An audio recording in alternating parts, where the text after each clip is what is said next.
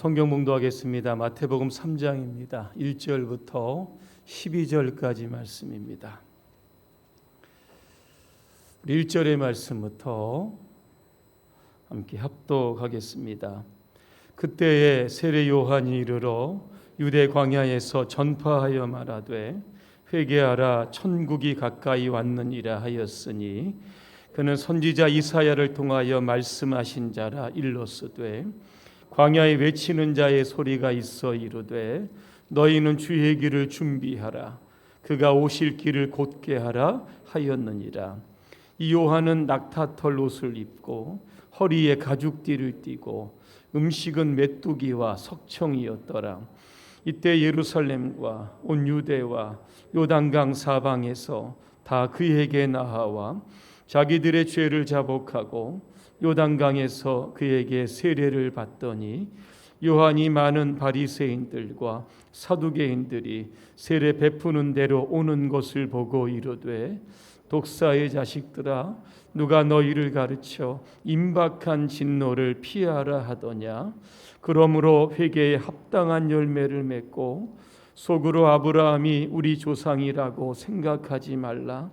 내가 너희에게 이르노니 하나님이 능히 이 돌들로도 아브라함의 자손이 되게 하시리라. 이미 도끼가 나무 뿌리에 놓였으니 좋은 열매를 맺지 아니하는 나무마다 찍혀 불에 던져지리라. 나는 너희로 회개하게 하기 위하여 물로 세례를 베풀거니와 내 뒤에 오시는 이는 나보다 능력이 많으시니 나는 그의 신을 들기도 감당하지 못하겠노라. 그는 성령과 불로 너희에게 세례를 베푸실 것이요 손에 키를 들고 자기의 타작마당을 정하게 하사 알곡은 모아 곡간에 들이고 쭉정이는 꺼지지 않는 불에 태우시리라. 아멘. 광야에서라고 하는 주제로 말씀을 드리겠습니다. 이 쿰란이라고 하는 지역은 사해 여러분 아실 겁니다. 이 북서쪽에 위치한 곳, 이 광야입니다. 1947년에 사해 사본이 발견된 곳으로 굉장히 유명해져서 성지가 된 곳입니다. 이 사해 사본의 소유자가 누군지 아십니까? 바로 세례 요한 당시에 에세네파였다는 겁니다. 세례 요한이 어디에 소속이 되어 있느냐? 바로 이 에세네파에 소속이 되어 있었던 겁니다. 최소한 세례 요한은 그곳에서 많은 세월 동안 그들과 함께 생활을 했던 겁니다. 서로 세례 요한이 외쳤던 말씀이 있습니다. 회개하라 하나님의 나라가 가까웠느니라. 이 말씀이 에세네파의 구호였다고 합니다. 그 영상에 보셨으면 정결 예식을 하는 탕이 있습니다. 매일매일 그는 예수 그리스도를 믿고 자신의 죄를 씻고 새 사람이 된다라고 하는 의미에서 세례를 늘 베풀었다고 합니다. 그리고 이들은 이사야 40장 3절입니다. 너희는 광야에서 여호와의 길을 예비하라. 이 말씀을 붙들고 광야로 나갔던 겁니다. 이래서 쿰란이라고 하는 지역에서 공동체를 이루게 되는 겁니다. 모든 일을 다 함께 합니다. 함께 노동을 하고 함께 먹기도 하고 있는 재산을 모든 사람들이 공유하게 되었던 겁니다. 그리고 그들이 거기에서 했던 일이 무엇인가 하면 성경을 필사하는 일을 하게 되었던 겁니다. 아까 사해사보를 말씀을 드렸는데 이게 어떻게 발견이 됐냐면 어느 베두인 목동이 양을 잃어버리게 된 겁니다. 양을 찾다가 보니까 동굴을 발견합니다. 동굴에다가 돌을 이렇게 하나 던집니다. 그러면 돌 소리를 듣고 양이 소리를 질러서 밖으로 나오게 이렇게 하게 됐는데 그 돌을 던졌는데 그 돌이 항아리에 맞아서 깨지는 소리가 납니다. 이상하다고 생각을 해서 굴 안으로 들어가서 확인을 해봤더니 이 항아리 안에 이 두루마리 사본이 있었던 겁니다. 이게 바로 구약 성서를 이 히브리어로 적어놓은 그러한 책이었던 겁니다. 그래서 이들은 이것들을 그곳에서 쓰기를 시작을 했던 겁니다. 이게 언제 발견이 됐냐면 AD 70년입니다. 로마에 의해서 이스라엘이 멸망을 합니다. 그때 이 쿰란 공동체의 서기관들이 이 구약 성서의 사본을 보존하기 위해서 쿰란 지역의 11개의 동굴에다가 이 사본을 보존하기 위해서 숨겨둔 겁니다. 그래서 이 사본이 발견이 되어서 구약 성경이라든가 구약 주석에 많은 도움이 됐던 겁니다. 제가 말씀드리려고 하는 것은 이겁니다. 왜 에세네파 사람들이 쿰란이라고 하는 지역으로 이 광야로 옮겨가서 결국 공동체 생활을 했느냐라고 하는 겁니다. 그 이유는 광야에서 하나님을 더 많이 만나고 하나님께 더 많이 기도하고 하나님의 말씀을 더 읽고 그 말씀을 실천하기 위해서 그들은 광야로 나갔던 겁니다. 이 정한조 목사님이 지은 책이 있습니다. 이 책 제목이 이겁니다. 빈들 오직 하나님으로 온전히 채워지는 곳, 이런 책이 있게 됩니다. 그는 이 책에서 이런 이야기를 합니다. 누가복음 1장에 보면 세례 요한의 출생에 관한 일이 소개가 됩니다. 그리고 이스라엘 앞에 나타날 때까지 한 30년이라고 하는 긴 시간을 한 말씀으로 요약을 하는데 그게 바로 누가복음 1장 80절이라고 했습니다. 제가 한번 읽어드립니다. 아이가 자라며 심령이 강하여지고 이스라엘에게 나타나는 날까지 빈들에 있으니라 그랬습니다. 이 빈들의 원어가 바로 에레모이스라고 하는 것인데 광야라고 하는 겁니다. 여러분, 왜 세례 요한이 여러분 광야로 나갔습니까? 시대적인 배경이 있습니다. 요한이 살던 시대는 4명의 악당들이 존재합니다. 다 지도자들입니다. 누굽니까? 빌라도 총독입니다. 당시에 또 갈릴리 지역을 담당하고 있었던 분봉왕 헤롯 안티파스가 있게 됩니다. 그리고 그 유대교회는 그 종교 지도자들입니다.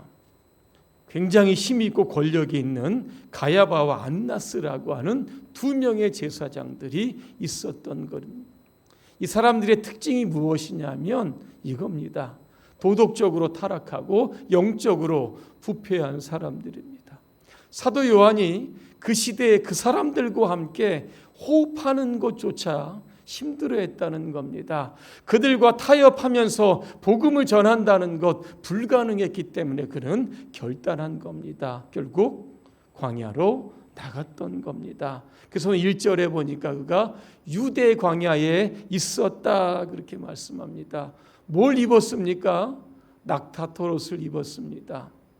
허리에 가죽띠를 띄웠다 그랬습니다. 메뚜기와 석청, 야상에 있는 것 그냥 먹고 지내게 됩니다. 그리고 그들을 향해서 오늘 본문에 보니까 독사의 자식들아, 이렇게 조금 과격한 용어를 쓰면서 회개하라, 회개에 합당한 열매를 맺을 것을 아주 강하게 선포하고 있었던 겁니다. 어느 목사님이 이제 성지를 순례를 하게 됩니다. 승용차를 타고 이스라엘의 광야를 이렇게 쭉 둘러보고 출애굽의 여정을 했던 그 광야를 차로 이렇게 쭉 둘러보게 되었다고 합니다. 신의 광야도 보았고 수르 광야도 보았고 신광야, 진광야, 바란 광야, 수많은 광야들을 이렇게 보았는데 그의 눈에 이렇게 들어온 것이 무엇인가 하면 조그만 산들과 바위와 조그만 풀들과 그리고 모래뿐이었다고 합니다. 도대체 어떻게 사람들이 이곳에 살 수 있었을까를 그렇게 생각을 했다고 합니다. 그런데 성지 순례를 다녀온 이후에 성경책을 딱 들여다보니까 하나님이 쓰셨던 위대한 사람들의 특징이 있는데 다 광야를 통과했던 사람들이라는 겁니다. 창세기 28장에 보니까 야곱이라고 하는 사람이 나옵니다. 야곱이 광야를 통과하게 됩니다.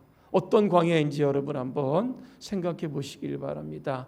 형을 속입니다. 장자권을 탈취를 해서 외삼촌 그 밧단 아람이라고 하는 지역으로 도망을 갑니다. 가다 보니까 날이 이렇게 지는 겁니다. 광야에서 돌베개를 누워서 잠을 자는 겁니다.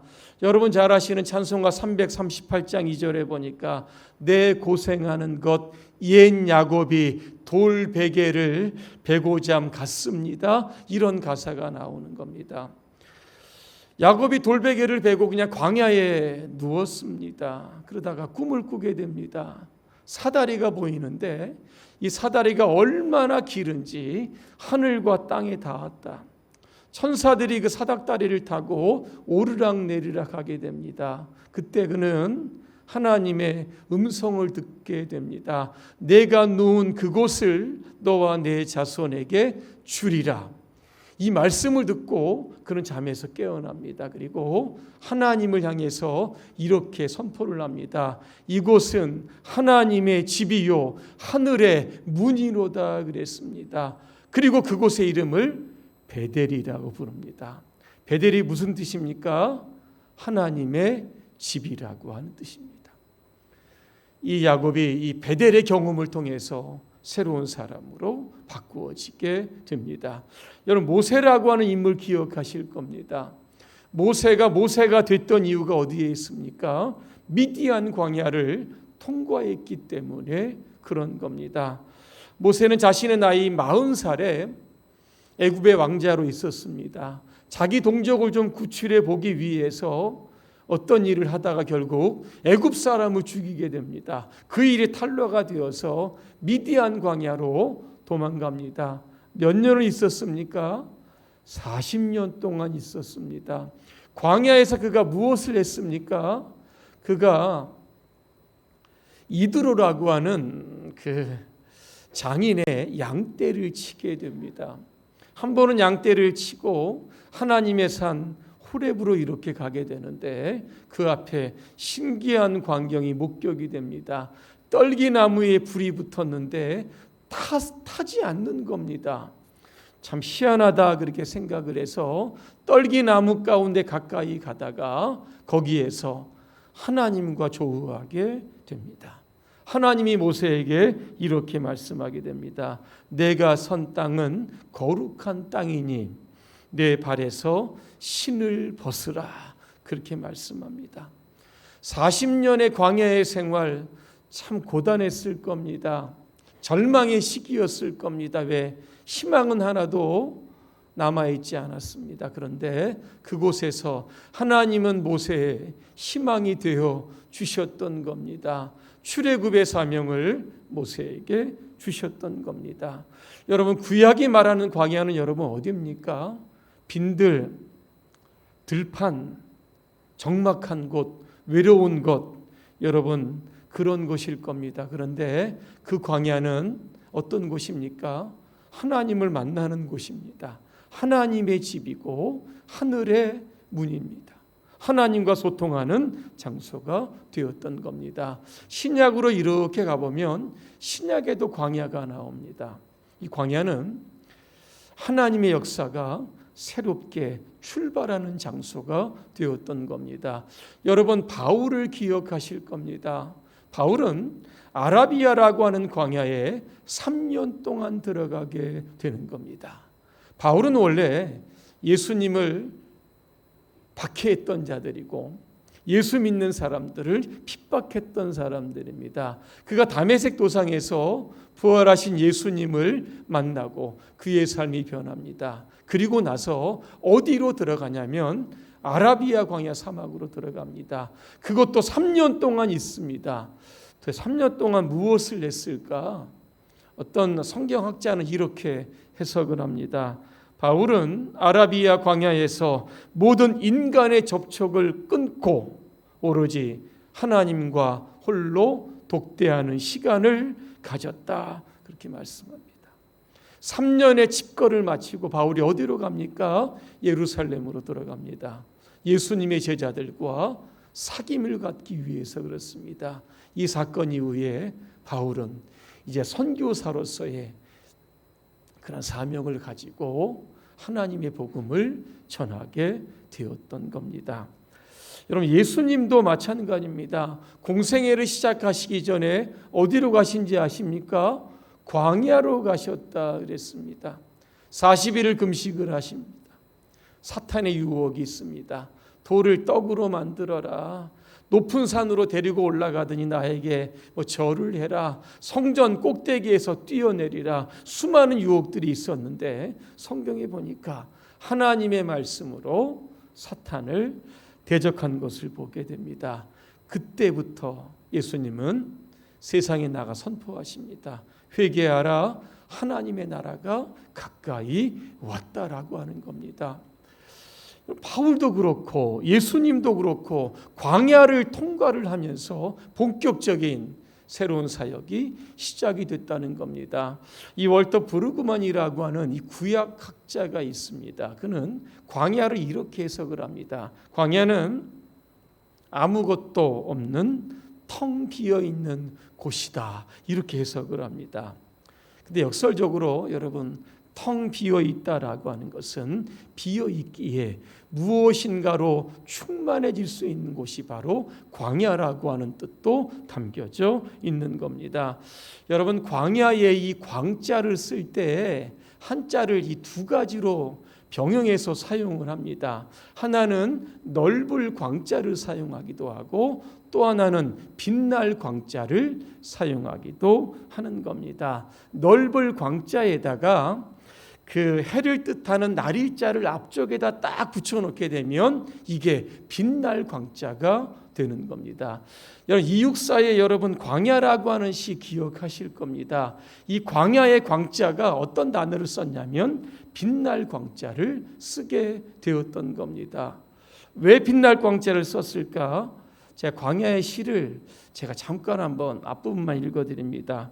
까마득한 날에 하늘이 처음 열리고 어디 다구는 소리 들렸으랴 준가는 생략을 하고 지금 눈 내리고 매와 향기 홀로 아득하니 내 여기 가난한 노래의 씨를 뿌리리라. 다시 천고의 뒤에 백마 타고 오는 초인이 있어 이 광야에서 목 놓아 부르게 하리라 그랬습니다. 광야는 뭡니까?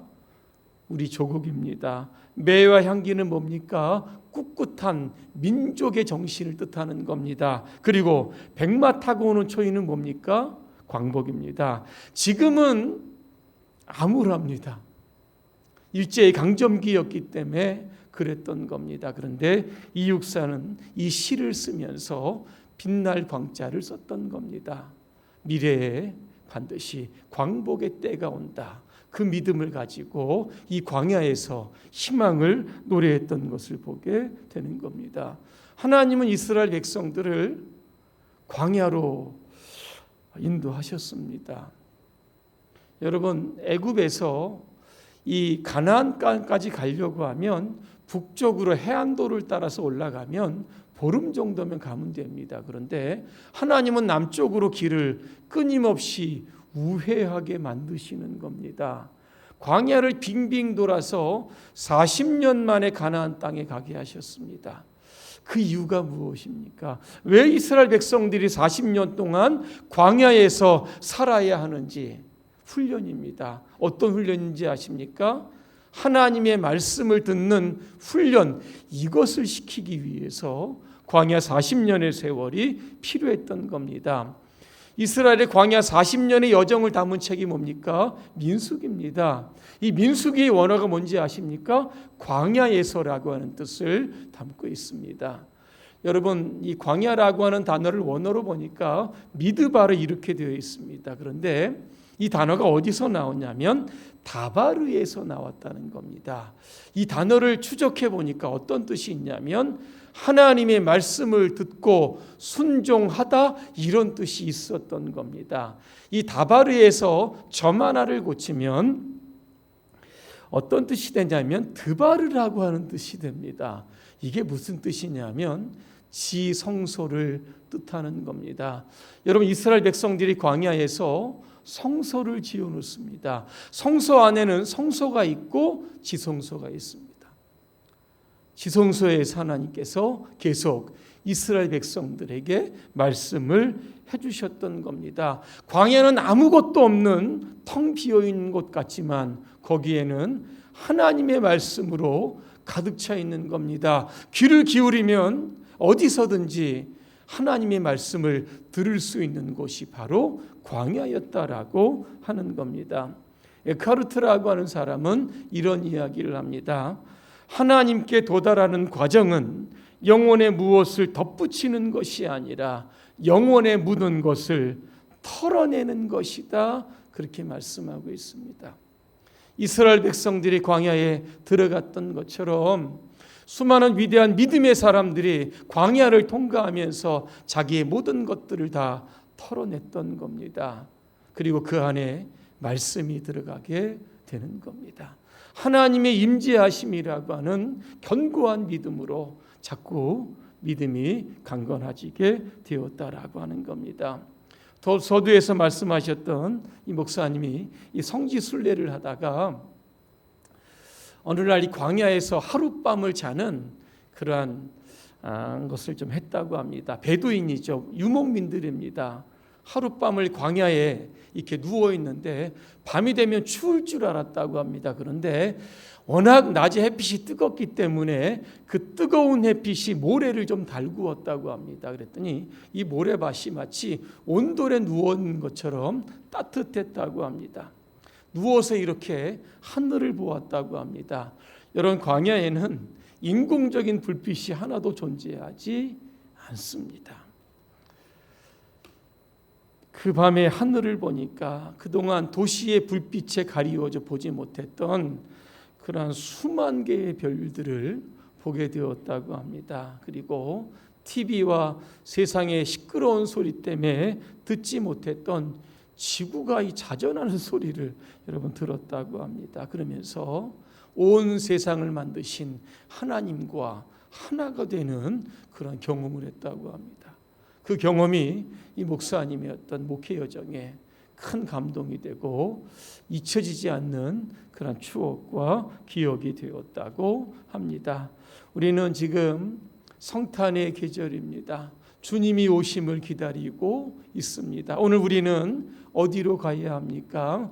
세상의 분주한 곳으로 갈 것이 아니라 우리만의 광야, 하나님과 독대할 수 있는 광야로 가야 합니다. 그리고 우리에게 주시는 메시지 여러분 뭡니까? 이 땅에 죄인을 구원하기 위하여 성육신을 입고 오시는 그 예수 그리스도를, 그 메시지를 오늘 우리가 들어야 됩니다. 그리고 세상을 향해서 우리는 광야의 소리로 살아야 될 줄로 믿습니다. 그래서 이 한 주간은 여러분 광야로 한번 나가시기를 바랍니다. 하나님과 긴밀하게 동행하는 그러한 복된 한 주간이 되시기를 주님의 이름으로 축원합니다. 기도하겠습니다. 은혜로우신 하나님, 주님이 오실 때가 가까이 다가왔습니다. 세례 요한이 광야로 나가서 하나님의 그 메시지를 외쳤던 것처럼 이제는 우리가 이 세상에 오시고 다시 오실 예수 그리스도, 오늘도 힘있게 외치는 광야의 소리로 살게 하여 주시옵소서. 예수님의 이름으로 기도합니다. 아멘.